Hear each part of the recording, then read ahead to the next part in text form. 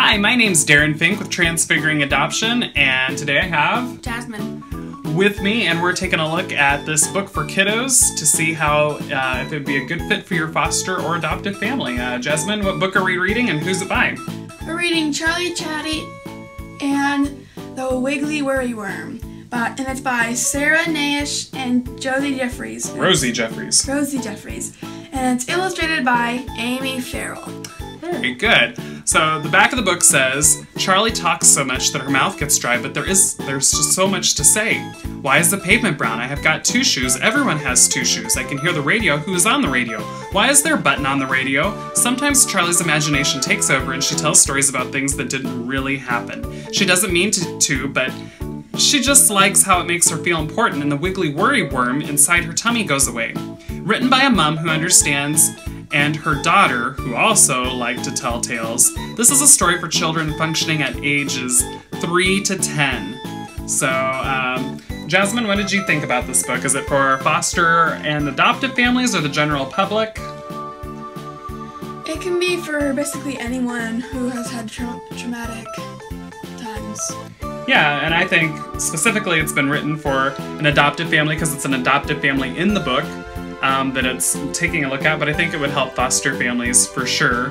But like it says, so this little girl likes to talk a lot, which I've heard a lot of parents and caregivers say that they have kiddos that like to talk a lot, and this Charley likes to talk a lot because it makes the anxiousness inside of her tummy go away and she forgets about it. And so it really it's a tale that goes through and talks about how the adoptive mom and dad actually tackle this issue and how they do it therapeutically. So it's actually got a lot of information in here. It's a great book to go through with your kids. Jasmine, what did you think about, let me get to some of the illustrations. What did you think about the illustrations? Okay. They're okay and everything. The focus is more on what the story's telling you. Yeah, I'd have to agree. I think the focus is on the written content, and that's really going to sell it for your kiddos and make it a great, interesting story to get through. As far as the illustrations are going to help move you through it and get the ideas and get the emotions and different things like that. But your focus is definitely going to be more on the written content than the images. But did you have any thoughts from a kid's perspective about the story? It was not for my age, I can tell you that.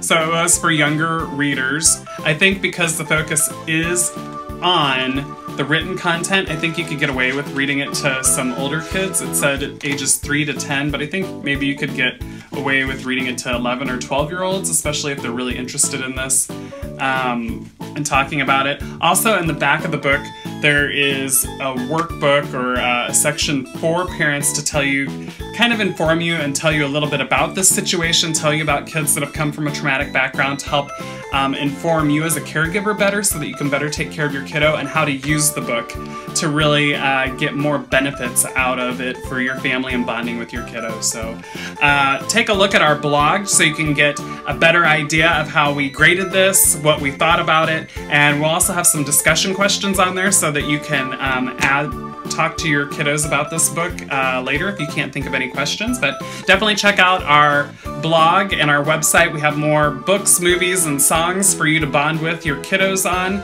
This has been Darren Fink and Jasmine Fink with Transfiguring Adoption. This is helping you to nurture and grow your foster or adopted family.